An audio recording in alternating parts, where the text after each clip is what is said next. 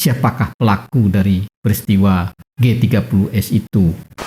Kita bisa lihat yang terjadi hari ini adalah seperti penghakiman.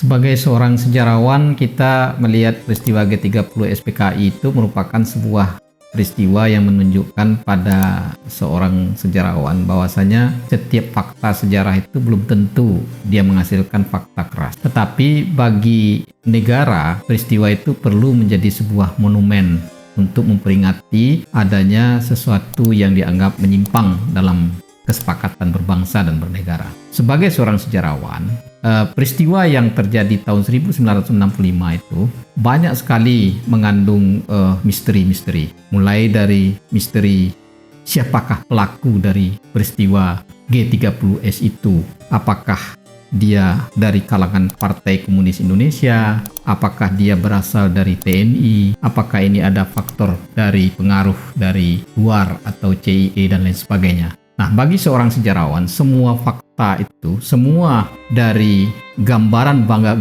dari fakta-fakta yang terlampirkan itu dianggap sebagai sebuah fakta. Tetapi dia tidak bisa baru menjadikan kita membuat kesimpulan yang final terhadap peristiwa itu. Nah, jadi kesepakatan kita sebagai seorang sejarawan, peristiwa G30S masih menjadi sebuah peristiwa yang layak untuk diinterpretasi dari waktu ke waktu dan layak untuk dilakukan revisi-revisi dari waktu ke waktu, karena fakta yang ditampilkan dalam peristiwanya itu belum tergolong kepada fakta keras. Apa yang dimaksud dengan fakta keras? Itu peristiwa yang sudah tidak mungkin kita lakukan semacam polemik lagi. Misalnya pada tahun 1945 terjadi kemerdekaan Republik Indonesia tanggal 17 Agustus 1945. Itu fakta keras. Kita tahu akibat jatuhnya bom atom di Hiroshima dan Nagasaki dan kemudian diculiknya Soekarno dan Hatta ke Rengas Dengklok berujung kepada peristiwa 17 Agustus. Itu tidak ada polemik lagi di situ. Karena pelakunya jelas, peristiwanya jelas, dan sama interpretasinya terhadap itu. Nah, berbeda sekali dengan peristiwa G30S itu. Di peristiwa G30S, siapa pelakunya? Sampai hari ini, semua orang masih berbeda pendapat. Dan itu dibolehkan. Di dalam dunia keilmuan tidak ada yang haram dari perbedaan itu. Maka jawaban kita terhadap bagaimana seorang pandangan sejarawan terhadap peristiwa G30S, pandangan seorang sejarawan terhadap peristiwanya itu sendiri adalah peristiwa itu masih menjadi peristiwa yang layak untuk diinterpretasi, direvisi sebagai sebuah kajian. Tetapi untuk menjadikan sebagai semacam monumental peristiwa itu adalah peristiwa yang berkaitan dengan adanya ketidaksepakatan terhadap berbangsa dan bernegara, itu sudah fakta keras. Karena sudah ada semacam gerakan untuk melawan ideologi berbangsa. Jadi itulah pandangan kita sebagai seorang sejarawan.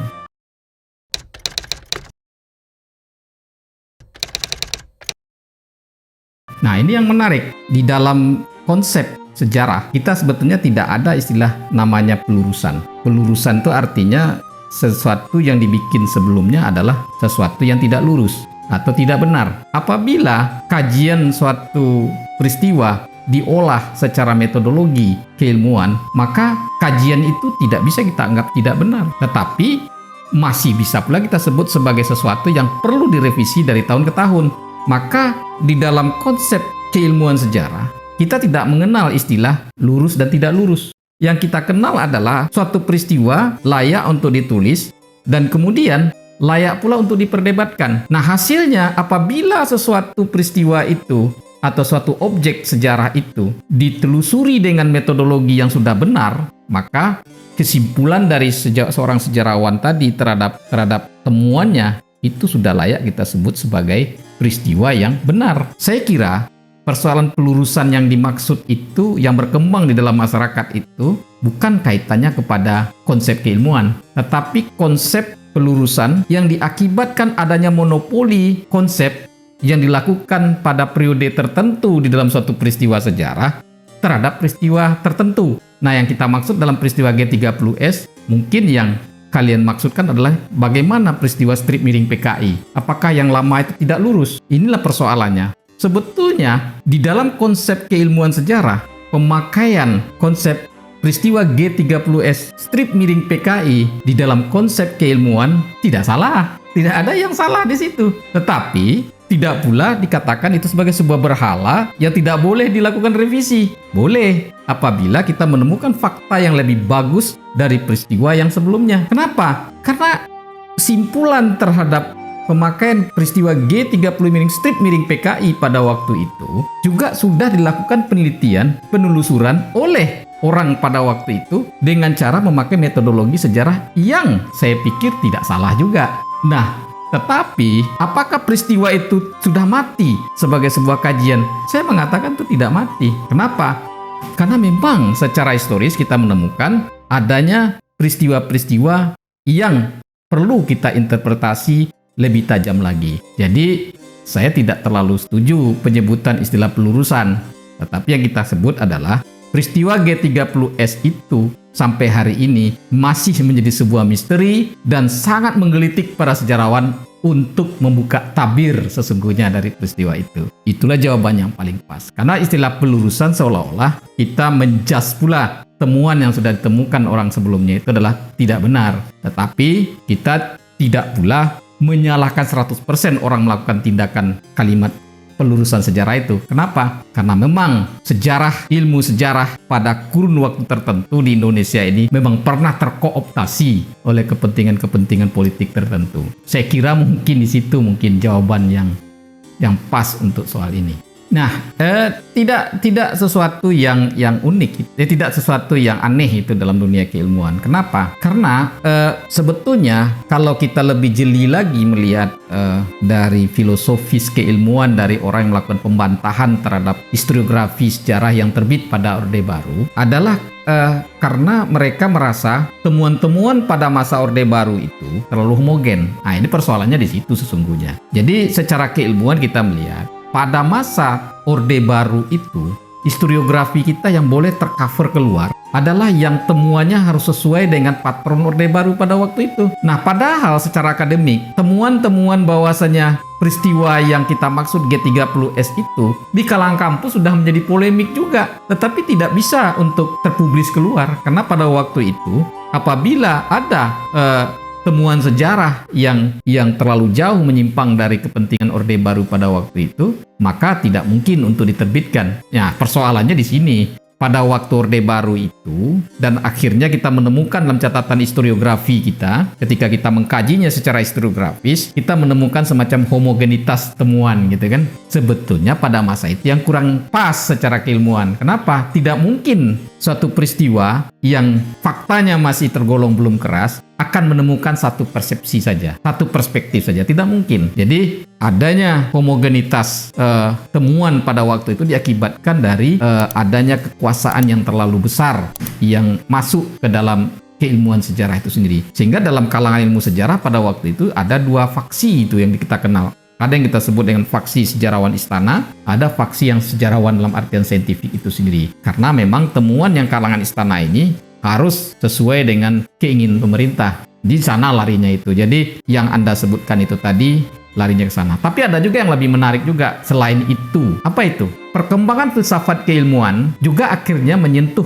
ilmu sejarah itu sendiri. Di dalam perkembangan filsafat keilmuan, setidaknya kita menemukan 3 domain ya. Ada domainnya yang kita sebut dengan domain positivistik. Ada domain kita sebut dengan domain post-positivistik. Dan ada domainnya kita sebut dengan domain konstruktif itu kan. Yang menarik, ketiga domain itu menghasilkan bentuk cara berpikir yang beragam, berbeda. Misalnya, kalau kita masih penganut aliran positivistik ini, maka cara berpikir kita melakukan semacam kajian masa lalu itu dengan cara merekonstruksi. Nah, kemudian ketika berkembang sejarah itu dalam bentuk apa yang kita sebut dengan postmodern atau post-positivistik, maka berkembanglah cara berpikir yang kita sebut dengan dekonstruktif. Lalu ketika dekonstruksi ini akan memonopoli semacam persepsi, maka muncul pula lagi aliran yang kita sebut dengan aliran strukturis kalau dalam sejarah. yang kita sebut dengan cara berpikir yang konstruk. Nah, 3 cara berpikir yang seperti ini di dalam kajian keilmuan pastilah akan menimbulkan temuan yang berbeda-beda. Nah, yang kita lihat apakah yang lama tidak benar, yang satu lagi sudah benar. Apabila konstruk berpikirnya berbeda, maka temuannya akan berbeda. Nah, misalnya kita katakan begini. Pada peristiwa G30 SPKI, itu temuan tak dalam kajian keilmuan? Itu temuan. Temuan itu ditemukan oleh ilmuwan sejarah dan akhirnya dia menyimpulkan itu adalah peristiwa G30 strip miring PKI. Itu temuan. Dan itu ditemukan oleh ilmuwan sejarah itu. Tetapi ketika berkembang aliran dekonstruksi, maka mereka akan melakukan pembongkaran ya terhadap itu. Aliran dekonstruksionisme ini dikembangkan oleh Derrida, Habermas, dan lain sebagainya itu, termasuk Foucault. Nah, mereka masuk ke Indonesia dan mencoba untuk menentang apa yang ditemukan oleh kelompok Nales ini. Nah, ini kelompok ini yang struktural seperti ini, lalu ditentang oleh dekonstruksi, maka dibongkar. Apa saja yang dibongkar? Apabila ada kata PKI, maka mereka pembongkaran. Mereka coba cari suatu fakta lain yang di sana tidak ada PKI-nya. Lalu, apakah ini masih bisa dibantah? Jawabannya masih. Ada aliran lain yang mencoba melihat, kita tidak peduli soal PKI atau tidak. Kita melihatnya dari sisi yang lebih konstruk lagi. Apa? Tergantung konstruk. Kalau konstruk kita mengatakan dia ada PKI, maka temuannya bisa jadi PKI. Kalau kita mengkonstruknya tidak memakai kalimat PKI, kita akan menemukan fakta lain. Itu yang disebut dengan aliran konstruk. Dia tidak melihat secara rekonstruksi, dekonstruksi, tapi dia berada di antara itu. Nah, jadi pada masa itu ya kita akan menemukanlah kenyataan realita yang seperti ini. Dan muncul polemik-polemik yang seperti itu. Apakah itu berbahaya? Kalau dalam kalangan saintifik itu tidak berbahaya. Itu adalah sangat bagus karena memperkaya historiografi Indonesia itu sendiri. Historiografi apabila dilirik dengan cara homogenitas, dia akan menyesatkan. Historiografi akan semakin sehat apabila kita menemukan heterogenitas. Nah, heterogenitas itu akan dipelihara oleh kalangan keilmuan.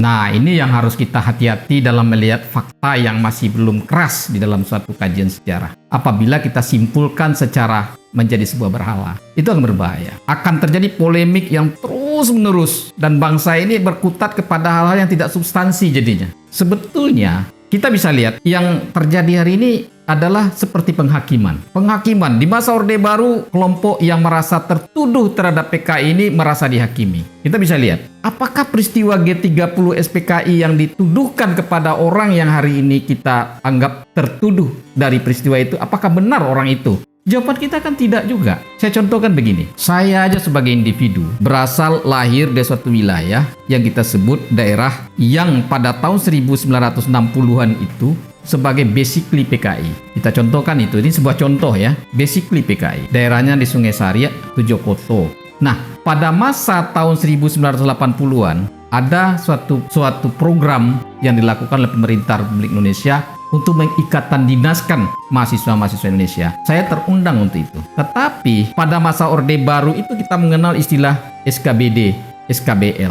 Surat Keterangan Bersih Diri, Bersih Lingkungan. Saya tidak bisa ngurus. Tidak dibolehkan oleh kepolisian pada waktu itu, tentara pada waktu itu. Kenapa? Karena saya berasal dari wilayah itu. Padahal sudah berkali-kali saya katakan, saya termasuk korban dari peristiwa tahun 65 itu. Kenapa kami merantau sekeluarga? Karena kami ini dianggap sebagai setan desa bagi golongan PKI pada waktu itu. Sudah saya katakan seperti itu, tapi seperti tidak percaya. Dan akhirnya kita paksa terus untuk mencari. Dan terbukti tidak ada keluarga saya satupun. Tetapi apa yang menarik dari peristiwa saya katakan tadi? Banyak luka yang terjadi pada waktu itu yang akibat dari peristiwa G30S. Belum tentu orang itu malah terlibat dalam peristiwa PKI baik langsung atau tidak langsung, terlibat di dalam Partai Komunis langsung atau tidak langsung, dicap sebagai seorang PKI. Ini akibat dari memaksakan fakta yang lemah terhadap suatu homogenitas kesimpulan. Ini dampaknya. Jadi kan bahaya itu. Itu akan menimbulkan perpecahan lain dalam berbangsa. Tidak akan pernah ada rekonsiliasi dalam berbangsa. Dan kalau ini akan kita pelihara, akan memunculkan gulma baru lagi tuh. Gulmanya bukan lagi peristiwa G30S, tapi akibat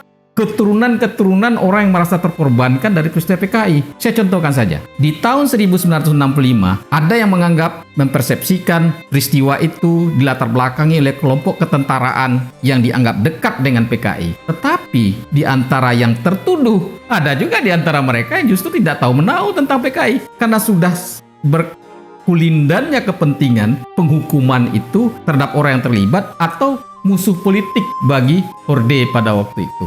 Oh, banyak fakta-fakta sejarah bisa kita buka, bisa kita buktikan nanti pada hari ini. Ternyata mereka pada waktu itu tidak terlibat apa-apa. Tetapi karena berseberangan dengan Orde Baru, dianggap mereka sebagai PKI. Nah, cap yang seperti ini yang bahaya. Ini akan berdampak kurang baik terhadap persatuan dan kesatuan berbangsa. Nah, jadi apa pembelajaran yang bisa kita berikan? Terlalu memaksakan kesimpulan terhadap suatu peristiwa tertentu di dalam cerita sejarah untuk pendidikan, itu akan berbahaya terhadap makna utama sesungguhnya kenapa suatu peristiwa itu kita monumenkan. Nah, sesungguhnya peristiwa G30 SPKI itu dimonumenkan, harusnya tujuan kita adalah untuk memberikan semacam peringatan pada generasi yang ada pada hari ini. Apabila bangsa ini tidak setia terhadap apa yang pernah dicita-citakan pada masa tahun 1928 itu, sehingga akhirnya disimpulkan pada tahun 1945 dan kemudian kita menjadi negara yang bernama Republik Indonesia. Apabila kita tidak pertahankan itu lebih baik atau sangat baik,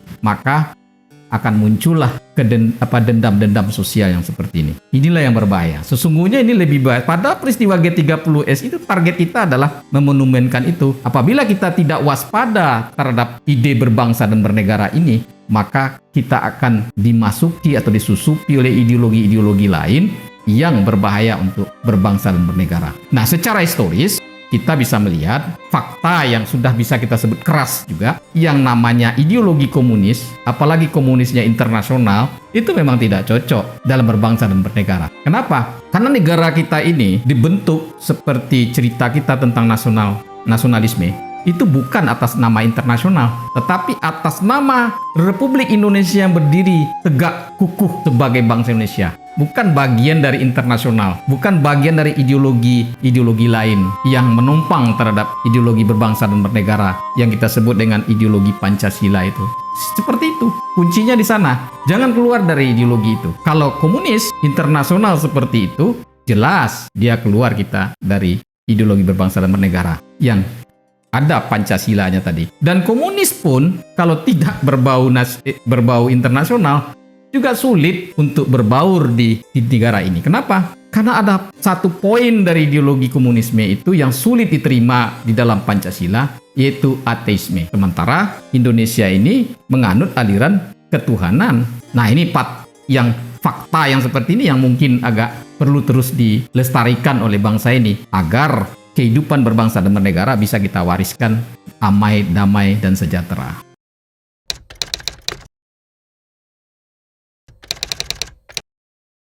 Ya, jadi sebetulnya yang mau kita katakan pada peristiwa G30S adalah setiap hari, setiap waktu, setiap tahun, dari waktu ke waktu, bangsa ini harus tetap waspada. Apabila kita lengah terhadap pengembangan atau mempertahankan ideologi berbangsa dan bernegara, maka gulma-gulma ini akan masuk. Kita tidak peduli apakah gulma itu berasal dari aliran kanan, mau berasal dari aliran kiri, tetapi apabila dia itu bertentangan dengan ideologi berbangsa dan bernegara, dia jelas menjadi gulma bagi bangsa ini. Dia jelas akan menjadi perusak bagi keutuhan bernegara dan berbangsa. Kita sudah sepakat dengan bernegara dan berbangsa dengan apa yang kita jalankan hari ini. Tetapi mereka-mereka yang tidak setuju sampai hari ini tetap akan mencoba mempengaruhi itu.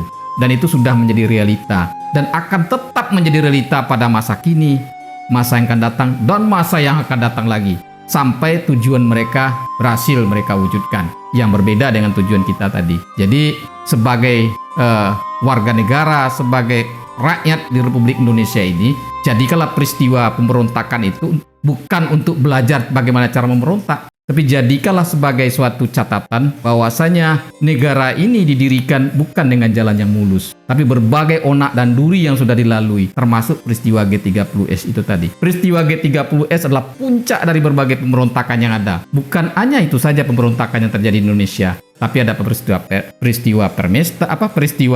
Andi Aziz, peristiwa Kar Muzakkar, dan banyak peristiwa-peristiwa pemberontakan yang lain. Nah, peristiwa-peristiwa itu harus menjadi catatan bagi bangsa ini bahwasanya akan banyak peristiwa-peristiwa lain lagi yang menunggu, yang siap untuk melakukan desintegrasi terhadap bangsa ini. Dan kalau itu sudah terjadi, maka kita akan menyesal seumur-umurnya. Kenapa? Karena Republik Indonesia akan lenyap di muka bumi dan akan berganti dengan nasionalisme-nasionalisme lain. Apakah kita memang sudah sepakat untuk itu? Kalau kita sudah sepakat untuk itu, ya jelas. Yang namanya kehidupan bernegara adalah kesepakatan. Tentu, sebagai orang yang mencintai Republik Indonesia, kita mengatakan kita sepakat untuk menjadi bagian dari Republik Indonesia. Kalau kita sepakat untuk menjadi bagian dari Republik Indonesia, maka kita harus setia terhadap ideologi berbangsa dan bernegara. Itu catatan